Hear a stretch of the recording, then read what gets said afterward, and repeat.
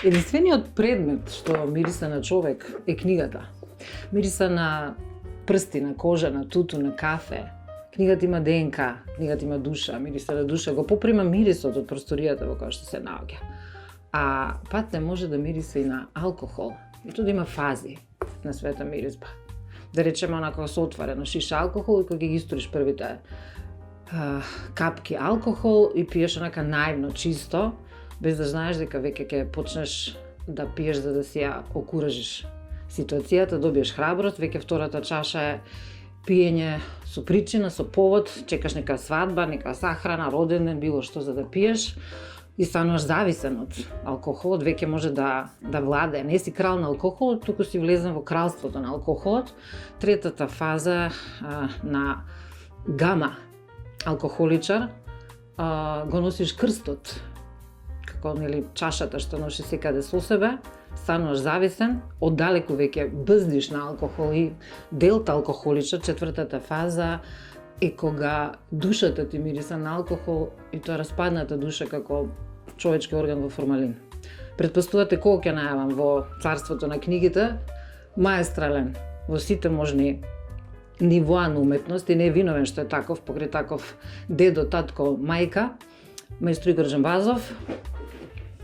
Неговата книга Од гол човек, облечен човек и никогаш пожив човек, ја одбревме последната, нели прирачникот за антиалкохоличари, дуплирана негација, што значи прирачник за алкохоличари или за пијаници по нашки, архаично. така. И прашај паталец не туку прашај паталец, а не гаталец за се оно што се намерно ја одбравме оваа книга затоа што најширок е диапазонот на муавети. Нејзината вредност по мене, тоа е мојата омилена книга, инаку не е гол човек или не или умрен човек, токму ова. Нејзината вредност е во тоа што јас фактички со години, седејќи во тоа прославено бифе на Драмскиот театар, каде што ние научивме што е да се биде актер, поем, кога се пие, колку се пие, како се пие, во со чие кого друштво се пие, зошто се пие. Модерни алкохоличари пијат без повод, без причина, пијат за да пијат. Во тоа време мораше да има некаков повод. Сега ние што работевме во театар, за несреќа 2 пати во денот имавме повод. Првиот повод е пробата, се вага од 10 часот. Вториот повод е представата. И мислам дека најголемата вредност на оваа книга се тие анегдоти, приказни за легендарните актери и за тоа мало бифенце во Драмскиот театар со само 3-4 масички, а преполно со приказни, со душа, со поем штилак. Втората вредност е што сметам дека таа си ја има педагошката нитка, во смисла колку е сето тоа убаво и забавно, а колку всушност е еден паралелен живот кој мислам многу е тешко да си доктор Джекил и мистер Хайд. Во мојот случај сето ова што го читаше професорке, јас сум го правел додека сум ја работел својата работа најнормално. И многу малку луѓе, само оние најблиските, знаеа што точно ми се случува мене. И мојата душа, никој друг. И вредноста е на оваа книга е во тоа што ќе се обидем на младите луѓе да им покаже како не треба. Како треба во животот, знае евентуално пророкот и уште 2-3 во историјата, нели? Но како не треба во животот, кажува оваа книга. Како не треба да се злоупотребува алкохолот, која е најраспространетата и најевтината дрога на овој свет, бидејќи можеш да го купиш и во трафика, и во самопослуга, и на бензинска. И како тој може од твојот живот да направи 4 паралелни животи и како генезата на алкохолот, на чашките, како сето она што оди како во пропаст, како колатерална штета покрај тебе. Да не зборуваме за твојот рейтинг, да не зборуваме за здравието, да не зборуваме за пријателите, за љубовите, за другарите. Излегуваш од една просторија, не знаеш кај ќе завршиш, се будиш во друга соба. Апсолутно, веројатно сеќаш на приказката и градот понекогаш, не знаеш во кој град си, легнуваш во еден град, си будиш во... А се почна така наивно, фино, бело на момче од 14 годишно трајче од волшебното самарче, Анче твоја која те стокми, па не љубов како девојче, кога беше мал. И така почна твојата прва чашка за да се окуражиш, да влезеш во светот на... Па тоа е баш тремата. Убаво објаснето во книгата книгата на самиот почеток. Тоа беше последната клапа од Волшебното самоче. Последните клапи се снимаа во Маврово, спиевме во тогашниот хотел Бистра, само што се отвори, беше Пар екселанс. во југословенски рамки беше. И коктел. И сега година и пол дена се снимаше Волшебното самоче, фактички тоа е едно семејство цело. И на крај ме натера Чичковац, Алексов, покојен режисерот на Волшебното самоче, ме натера да имитирам некој од колегите, па го имитирав Ристо Шишков колку е нервозен додека снима, Коле Ангелски како се нервира кога победувам на табла во тоа време. Или не знам што. Ден денеска кога ќе земам да ја читам оваа книга, како обичен читател, си викам, Како сум... Боже, кој е овој човек? Како да не сум Добро да го пишувал, носиш и јасно. на славата на семејството. Да, мислам дека Тања, единствениот одговор на сето ова е дека овој народ не сака кога ги лажеш, кога си веќе јавна личност, не сака да ги лажеш, не сака да ги фолираш. И мислам дека јас ги купив токму со тоа. Ова што се случува во оваа книга, му се случува барем на еден член од секое просечно македонско семејство. Семејство кој го... Но немаат храброст да си го Да признаат кажат. тоа, ни себе си, ни на своите најблиски. Јас имав храброст да го признам тоа пред целиот свет и мислам дека не сгрешив, затоа што еве сега 4,5 години како не сум вкусил капка алкохол и сега се чувствувам како никогаш во животот да не сум пиел, иако јас сум, ова ми е трет пат. Значи, трето откажување и веројатно последно. Трета мајка. Како со женска, нели, првиот пат се скарувате, па 2 дена трае, вториот пат ќе се скарате, па 1 месец. Ти може ќе фатиш некоја женска, онај си фати некоја симпатија, но ама третиот пат кога ќе, тоа е. Тоа е сепак карактер. Да. И професор Венко донесе фантастична критика, има нели цензура, ова рецензија напишано, дава еден тој атрибут вика себиронија, мајстор за себиронија. Те Да. препознава и во Джек Лондон, крајот на алкохолот, Да. во Едгар Алан По, оние негови турбулентни периоди на опивање. Значи ти има и во екзистенцијализмот и на Сартер и на Алберт Ками. Неверојатно е што јас кога читав такви ретроспекции, интроспекции, да до детал. кратки реченици оде парфем, не тоалетна Да. вода, туку оде парфем, она баш за динамични читатели и што вели професорот Венко Доновски, телеграфско пишување, за да можеш да додржиш. Јас додека бев активен во театар, многу го сакав Харалд Пинтер и игра во два негови текста. За едниот добив и награда во Бугарија, The Birthday Party, роден ден. И најмногу што ми импресионираше кај тој голем автор е што само постоја сцени во кои двајца разговараат каде што речениците не се подолги од 2 до 3 збора, а се ти е јасно. И Економично. некако поттикнат од него, восхитен од тоа со малку зборови да кажеш многу, јас си направив некаков свој стил на пишување, кој се провлекува ни сите мои книги, кој професорот Венко Андоновски го нарече хиперреализам или игоризам. О, да, баш онака Еден нов стил. тебе. Токму тоа е тоа што им се допаѓа на луѓето. Не тоа што они ќе препознаат за кој актер станува збор или за која позната пејачка. А ги пермутираш имињата. Наско, Саше, Но значи, тоа имаш не е од Зајко. безбедносни причини некој утре да не ме тужи. Да симпатикус. Јас 7 книги напишав автобиографски, никој до сега не се јави да каже Игор не беше баш така. Никој. Туку сите сака да ги прочитаат приказките. За себе до сега немало ни една лоша. Катарзичен ти е, веројатно си ја доживува личната катарза пишувајќи го, оставајќи го зад себе сето тоа.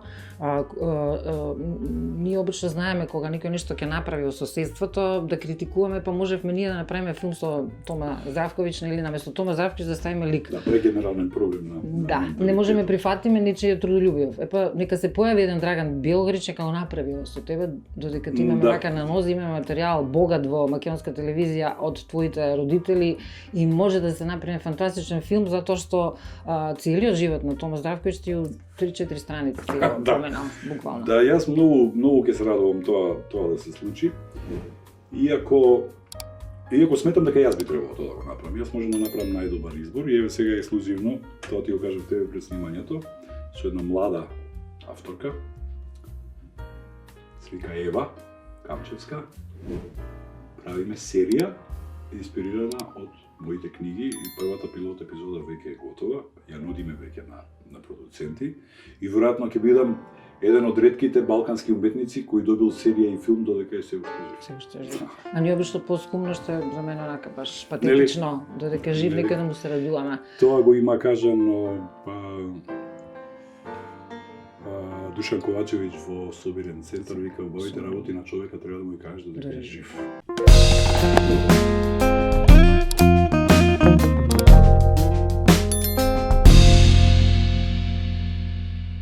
Ева ти кажеме да се радуваме на тој период кога те гледаме залюбен човек, дали ќе биде тоа наредната книга. Љубовта е твоја питка и можеби имаш нека нова, баш онака ново поглавје во твојот живот, убаво поглавје, без оглед што те. Ја велам кога ќе ги изгубиш обата родитела, веќе си сираче. Тоа доби сирак. Илина. Да, и тоа е неверојатно дека Илина се појави во време кога јас веќе 2 години не пиев алкохол, бев повлечен во Тојран и си имав многу јасна цел и план во животот, таму да си терам пензијата, пензионерските денови, да пишувам книги, да не се заморувам многу, да свирам понекогаш со бендот и така. И почнав да спортувам, да бидам активен. Сеќавам еден пријател од Гевгелија ми даде некакви шампончиња 30 за детокс на организмот. Јас почнав да ги пијам и сватив дека нешто ми се случува во организмот. Тоа беа ноки неспиење, тоа беше револуција во организмот. И во тој момент ми се појавува Илина кога ме прашуваш што ти се овие. И објаснам и она виде дека кај мене постои голема желба да го променам начинот на животот и она само ми помогна тоа да го направам 5 пати повргу. Јас веројатно уште сам ќе се мачев правејќи го. Почнав да живеам ете така како што не сум живеел од свој 18 години здраво, со правилна исхрана, на време легнување, на време станување, со јасни конкретни цели во мојата кариера, во професијата, со одреден круг пријатели кои не ги менувам, нови другарчиња тешко запознавам на овие години, безсмислено со нови здрава искрена природа, Дојран. Природна, органска, се имам тука во Дојран, се ми е на дофат и се е здраво тоа, сонцета, вода. И се појави навистина во вистински момент. Ние имаме навистина една ретка и една многу чудна, еден чуден relationship. Значи, она е светски патник. Јас тоа престанав да бидам многу оддавна. Јас бев наш локален, македонски боен патник тука на овие. Ги знаеше сите села, сите на овие мали простори. Како што јас ги знам сите села, таа ги знае сите села во светот. И врвовите. Потоа и викам на шега понекогаш. И двајцата сме имали исти цели во животот, сме биле во потрага по адреналин. Само што ти си го барала на врвовите. А ти малку во подземјето, underground. Во 9-тиот круг на Данте заедно со адвокатите. Многу интересни описи, дури твојот љубавен живот, кој би рекол, од школски, предшколски, платонски љубави, дами кои никош не би се налутиле кога ќе се прочитаат таму. Никогаш, се најубаво за дамите. Така да си внимателен, да, освен за една португалка. Да, имаше таму епизоди, меѓутоа ќе оставиме тоа читателите, го читаат топло, би им препорачала буквално за сите возрастни над 16 години, за да може да сватат каков лик имаме во нашата Македонија. Да, мислам, она што ќе ги спровоцира е токму првата реченица најавата на книгата. Чекај да видам дали во ова баш стои. Да, тоа е ова. Книгата зборува за се што сте сакале да научите за алкохолот, ама не сте имале време од пиење. Не сте се осмелени да имате време. Да, измешани емоции, измешани времиња. Од 75-та до 2010-та. До 2010-та, токму тоа е што го кажа ти, Тања. Се враќаме во времето и навистина звучи многу филмски. Да, значи баш оние и филмот на Драган Брило беше интересен на Белоград заради тие ретроспекции, нели, кога е во болница па како се враќа назад. Меѓутоа ова што е, да не додавам гол човек, облечен човек и мртов човек, ова е доволно за серијал. А внатре се Драги Костовски, Дарко Даменски, Ацо Јовановски, Коле Ангеловски, Ристо Шишков, Дади, Мешко, Чоре, Пиже, Зеко, сите сме внатре. Значи ова е книга за градски урбани ликови. Они кои не го познаваат Скопје, можеби не би ја разбрале од аспект на препознавање ликови.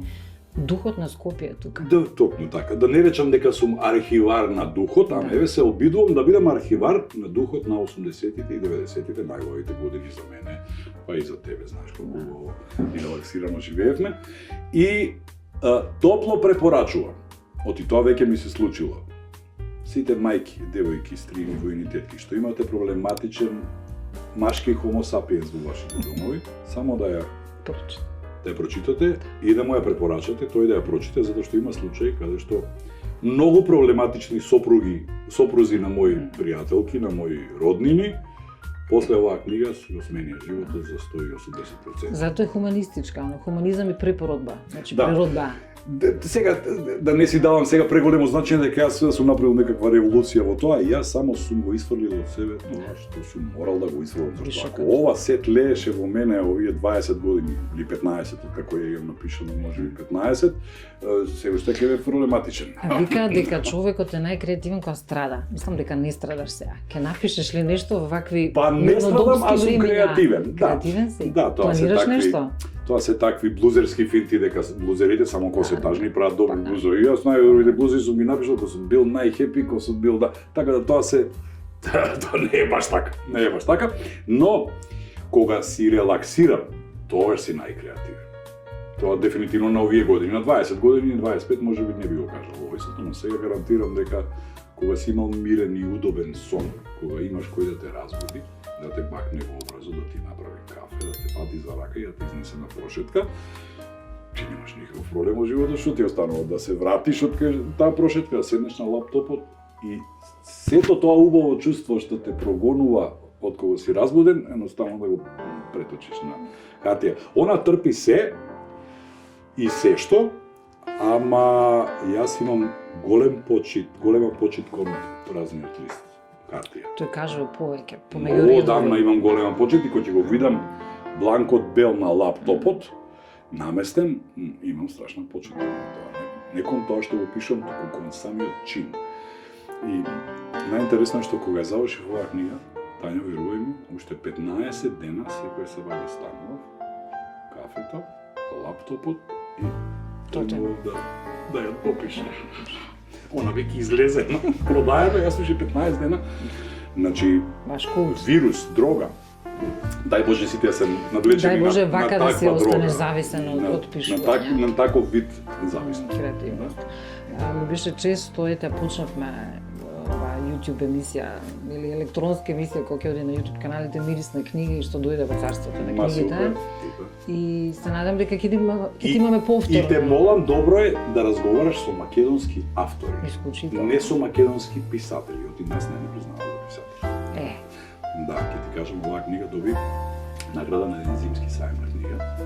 Освен покојниот Тодор Чаловски, ниеден писател не беше присутен, татко ми многу се изнервирал да дојде со мене. Како е можно, синко, ниеден од колегите?